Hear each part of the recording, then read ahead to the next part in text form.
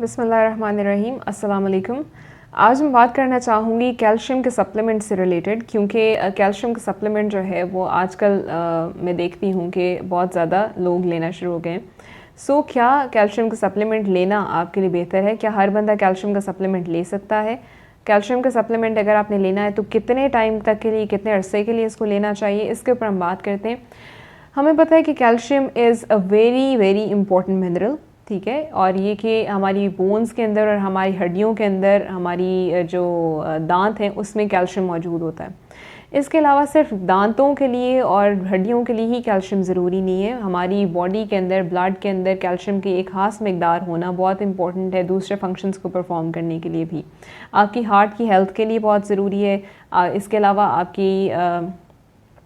इसके अलावा अगर हम बात करते हैं तो मसल्स के लिए, फंक्शनिंग के लिए बहुत इंपॉर्टेंट है कैल्शियम का प्रॉपर इनटेक।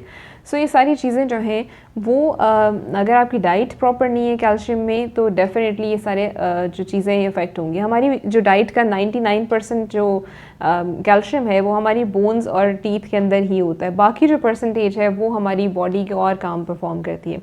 अब जो हमारी ब्लड के अंदर कैल्शियम है, जो दांतों और हड्डियों के अलावा जो कैल्शियम हमारी बॉडी में चाहिए, उसका एक ख़ास लेवल होना बहुत इंपॉर्टेंट है। अगर वो लेवल डिस्टर्ब हो जाता है तो आपकी प्रॉपर जिस्म जो है वो बाकी फंक्शंस परफॉर्म नहीं कर सकता। आपके ये अल्लाह ताला की तरफ से नेचुरली एक मैकेनिज़्म इस तरह का है जिस बॉडी का, कि अगर आपका वो लेवल जो कि हमारे ब्लड के अंदर होना चाहिए, जो कि हमारी बॉडी के अंदर दूसरे काम परफॉर्म करने के लिए कैल्शियम चाहिए, अगर उसका लेवल कम होता है तो आपकी बॉडी नेचुरली तौर के ऊपर हड्डियों में से कैल्शियम लीच आउट होता है, कैल्शियम जो है वहाँ से निकालती है आपकी बॉडी, दांतों में से और हड्डियों में से निकालती है और वो काम परफॉर्म करती रहती है। इवेंचुअली क्या होता है कि आपकी बोन्स जो हैं वो हॉलो होना शुरू हो जाती हैं, आपके दांत जो है वो मजबूत नहीं रहते, वो ब्रिटल हो जाते हैं, आपकी हड्डियाँ कमज़ोर हो जाती हैं। ये हड्डियों की कमज़ोरी और इसका भुरभुरापन जो है इसको कहते हैं ऑस्टियोपोरोसिस। ऑस्टियोपोरोसिस हमारे यहाँ पाकिस्तान में, क्या पूरी दुनिया में ही बहुत ज़्यादा कॉमन होता चला जा रहा है, और पाकिस्तान में ख़ास तौर पे अगर हम ख़वातीन की बात करें तो भुरभुरापन उनमें बहुत ज़्यादा है। उनकी हड्डियाँ जो हैं वो इतनी स्ट्रॉन्ग नहीं है। उसके अंदर जहाँ तक डाइट का फैक्टर है कि हमारे दूध का इंटेक इतना प्रॉपर नहीं है, या कैल्शियम का इसके अलावा हमारा चाय का इंटेक बहुत ज़्यादा है, ये सारी चीज़ें भी आपके भुरभुरेपन का, हड्डियों को वीक कर रही हैं। इसके अलावा सन के एक्सपोजर, आपके कितने सारे फैक्टर्स जो हैं वो आपकी बोन्स को अफेक्ट करते हैं। जहाँ तक मैंने भी बता दिया कि हमारा जो कैल्शियम का इंटेक है आपकी हड्डियों और दांतों के लिए जहाँ इंपॉर्टेंट है, इसके अलावा बॉडी के डिफरेंट और काम करने के लिए भी कैल्शियम का प्रॉपर एक लेवल होना, आपके खुराक के अंदर एक खास अमाउंट में मौजूद होना बहुत ज़रूरी है। अगर हम कैल्शियम के सप्लीमेंट्स की बात करते हैं तो कैल्शियम का सप्लीमेंट क्या हमें लेना चाहिए? हमारी डाइट के अंदर मैंने जैसे कि बताया कि कैल्शियम बहुत इंपॉर्टेंट है। अगर हम इसकी थोड़ी सी रिक्वायरमेंट की बात करें कि कितनी हमें चाहिए होती है, तो आम एक एडल्ट जो बंदा होता है, या एक आम एडल्ट फीमेल भी अगर मैं बात करती हूँ, तो उसकी रिक्वायरमेंट जो है वो 1000 मिलीग्राम है कैल्शियम की। इसी तरह से अगर 50 साल के बाद वाली ख़वातीन या 70 ईयर्स के बाद जितने भी मर्द ख़वातीन हैं उन सब की रिक्वायरमेंट 1200 है। और अगर हम बच्चों की बात करते हैं तो उनके लिए 1300 मिलीग्राम्स उनकी रिक्वायरमेंट होती है, क्योंकि बच्चों ने डेफिनेटली भी ग्रो करना है, आपकी बोन्स के अंदर कैल्शियम की डेपोजिशन होनी चाहिए, और इसके कैल्शियम जो है उनके लिए उनकी रिक्वायरमेंट थोड़ी ज़्यादा होती है। प्रेगनेंसी के अंदर भी डेफिनेटली आपकी रिक्वायरमेंट जो है फ़र्क होती है। हमें ये पता चलता है कि एल्डरली पॉपुलेशन को भी ज़्यादा कैल्शियम चाहिए और फीमेल्स को भी ज़्यादा कैल्शियम चाहिए। अब हमें क्या करना है, किन लोगों के लिए सप्लीमेंट्स जो हैं वो किस किस को लेने चाहिए। सबसे पहले चीज़ तो ये आ जाती है वो ख़वातीन जो कि 50 ईयर्स के बाद पहुंच गई हैं और आपकी डाइट इतनी प्रॉपर नहीं है। मेनोपॉज के बाद डेफिनेटली आपकी जो हार्मोन्स का लेवल डिस्टर्ब हो जाता है, आपकी हड्डियाँ जो हैं वो कमज़ोर होना शुरू हो जाती हैं।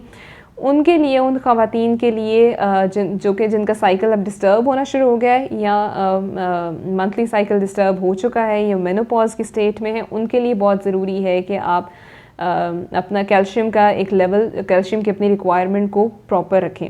ठीक है, कैल्शियम की रिक्वायरमेंट नहीं, कैल्शियम का इंटेक जो है वो आपका प्रॉपर होना चाहिए, अपनी खुराक से पूरा करें। अगर आपकी अपनी खुराक के अंदर इतना ज़्यादा कैल्शियम नहीं है, आपकी हैबिट्स इस तरह की हैं कि आप चाय पीते हैं, दूध का इतना इंटेक नहीं है, और जो बहुत सारे फैक्टर्स हैं, अगर आप डाइट से अपनी रिक्वायरमेंट पूरी नहीं कर रहे तो आपको कैल्शियम का सप्लीमेंट लेना चाहिए। इसके अलावा और कोई भी और ऐसा शख्स जो कि ऑस्टियोपोरोसिस के रिस्क पे है, वो भी कैल्शियम का सप्लीमेंट ले सकता है। जो एल्डरली पॉपुलेशन है वो भी कैल्शियम का सप्लीमेंट जो है वो ले सकते हैं, या कई लोग जिनको कोई इस तरह की बीमारी है जैसे क्रॉन्स डिजीज़ है या कोई इन्फ्लेमेटरी बाउल डिजीज़ है, इस तरह का कोई मसला है जिसकी वजह से कैल्शियम की एब्जॉर्प्शन आपकी बॉडी में नहीं हो रही, कैल्शियम आप ले तो रहे हैं लेकिन उसका बॉडी में फ़ायदा नहीं हो रहा खुराक से, तो आप डेफिनेटली फिर आप सप्लीमेंट ज़्यादा लेंगे ताकि आपकी बॉडी की रिक्वायरमेंट पूरी हो सके। कई ऐसे मेडिसिन होती हैं जिसके अंदर आपकी कई मेडिसिन की वजह से भी आपकी कैल्शियम की एब्जॉर्प्शन इफेक्ट होती है, जैसे कॉर्टिकोस्टेरॉइड्स हैं, ये बहुत सारे इस तरह की और मेडिसिन हैं जिसकी वजह से आपकी कैल्शियम उस तरह से आपकी बॉडी में एब्जॉर्ब नहीं हो रही होती है, कैल्शियम की रिक्वायरमेंट आपकी ज़्यादा हो मतलब कैल्शियम की आपकी रिक्वायरमेंट है लेकिन वो बॉडी में एब्जॉर्ब नहीं हो रही है, आपकी डाइट से पूरी नहीं हो पा रही, तो definitely you will have to take a supplement. So इसके अलावा क्या होता है कि ऐसे लोग जो कि वेजिटेरियन डाइट लेते हैं, क्योंकि वेजिटेबल्स जो हैं उसके अंदर कैल्शियम मौजूद नहीं होता है इतना ख़ास, जैसे अगर ग्रीन लीफी वेजिटेबल्स की बात करें तो उसके अंदर डेफिनेटली थोड़ा सा कैल्शियम है, लेकिन उसके अंदर ऑक्सलेट्स भी मौजूद होते हैं जो कि कैल्शियम को बाइंड कर लेते हैं अपने साथ और आपकी बॉडी के लिए बायो अवेलेबल नहीं रहता, आपकी बॉडी में उस तरह से आपकी बॉडी जो है उसको एब्जॉर्ब नहीं कर पाती। ठीक है, सो बहुत सारे फैक्टर्स हैं जो कि अफेक्ट करते हैं आपकी कैल्शियम की रिक्वायरमेंट को और आपको सप्लीमेंट्स लेने चाहिए या नहीं, ये मैंने इसके ऊपर बात कर ली। अब दूसरी बात यह आ जाती है कि कुछ पॉसिबल रिस्क भी हैं, कुछ इसके पॉसिबल डेंजर्स हैं। अगर आप बहुत ज़्यादा कैल्शियम का सप्लीमेंट लेते हैं तो उसकी वजह से क्या होता है, सबसे पहली चीज़ ये आ जाती है कि इसके कुछ स्टडीज़ जो हैं वो ये चीज़ शो करती हैं कि जो अगर आप बहुत ज़्यादा ये कैल्शियम का सप्लीमेंट लेते हैं तो ये हार्ट डिजीज़ का भी बायस बनता है, लेकिन ये चीज़ अभी हर रिसर्च इस चीज़ को प्रूव नहीं करती, ये कोई इसके ऊपर क्या कहना चाहिए कंक्लूसिव हम कोई रिसर्च होनी चाहिए, कोई अभी इसके ऊपर काम हो रहा है। कुछ स्टडीज़ ये बताती हैं कि अगर आप बहुत ज़्यादा कैल्शियम के सप्लीमेंट्स लेते हैं तो ये हार्ट के फंक्शन के लिए बेशक कैल्शियम ज़रूरी है, लेकिन ज़्यादा इसकी जो अमाउंट अगर आप ले लेते हैं, ज़्यादा इसका इनटेक अगर ज़्यादा हो जाता है तो वो आपके लिए नुकसानदेह हो जाता है आपके दिल के लिए। सो ये चीज़ कि ये हार्ट की बीमारियों का बायस बनता है या नहीं, ये कुछ स्टडीज़ इस चीज़ को प्रूव करती हैं,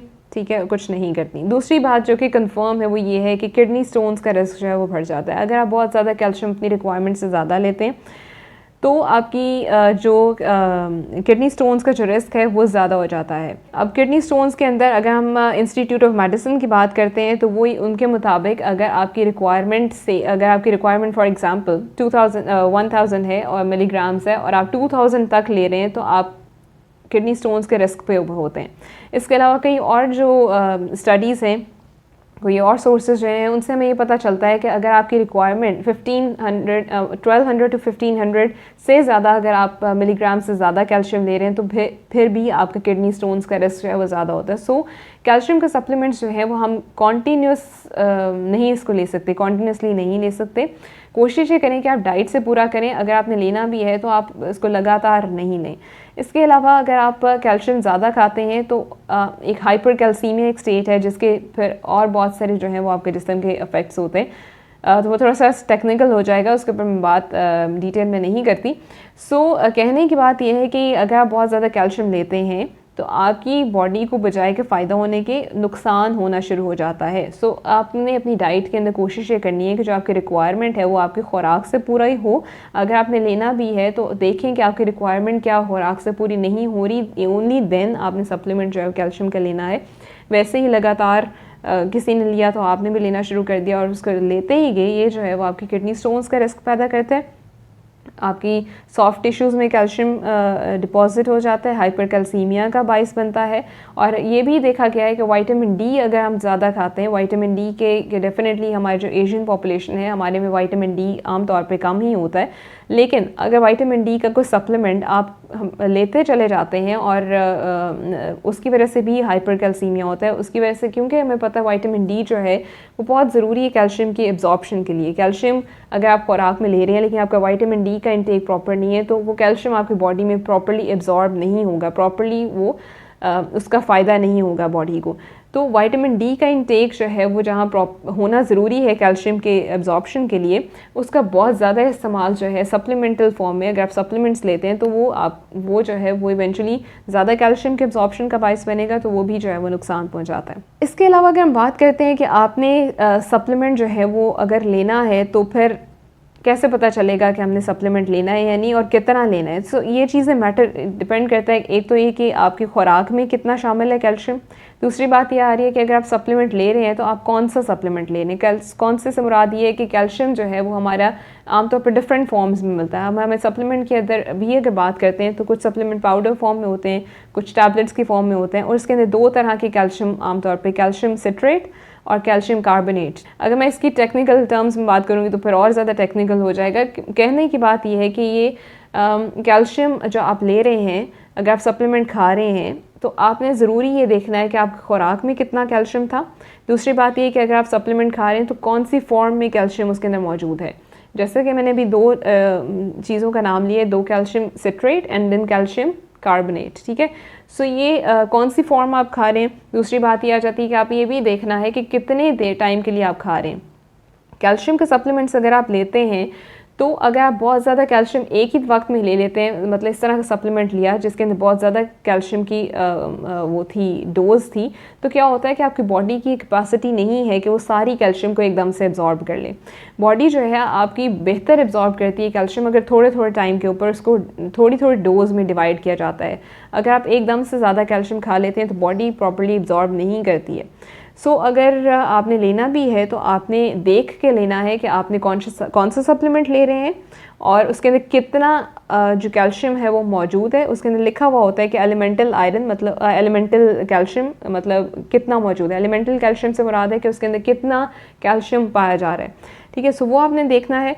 अपनी डाइट से आप कितना कैल्शियम ले रहे हैं ये आपने देखना है। दूसरी चीज़ ये आ जाती है कि आपने ये भी देखना है कि आप और कौन सी मेडिसिन जो है वो साथ में खा रहे हैं, क्योंकि कुछ एंटीबायोटिक्स के साथ इसका इंटरेक्शन होता है, ड्रग इंटरेक्शन है, और कुछ जो है वो न्यूट्रिएंट्स के साथ। फॉर एग्जांपल अगर आप जिंक ले रहे हैं या आयरन ले रहे हैं या कोई मैग्नीशियम ले रहे हैं तो उन चीज़ों की एब्जॉर्प्शन, उन न्यूट्रिएंट्स की एब्जॉर्प्शन जो है वो नहीं हो सकती प्रॉपर्ली अगर आप साथ में कैल्शियम ले रहे हैं। सो कैल्शियम जो है वो उसकी compete करता है उन न्यूट्रिएंट्स को। सो ये आपने देखना होता है साथ में कि आप कैल्शियम अगर खा रहे हैं तो साथ में और कौन सी मेडिसिन ले रहे हैं। सो अगर आपने कैल्शियम का सप्लीमेंट खाना है तो आपने हर कोई इसका सप्लीमेंट नहीं ले सकता। अगर आप ले रहे हैं तो आपने एहतियात के साथ लेना है और अपनी न्यूट्रिशनिस्ट को या डॉक्टर को कंसल्ट करें किए बगैर आपने जो है वो सप्लीमेंट नहीं लेना। अगर आप ले रहे हैं तो उसको आप लॉन्ग टर्म में यूज़ ही नहीं करते जाएंगे, उसको बीच में आपने रोकना है उसका इस्तेमाल, और कोशिश ये करें कि सप्लीमेंट्स के ऊपर ना जाएं। अपनी डाइट को इतना प्रॉपर रखें ताकि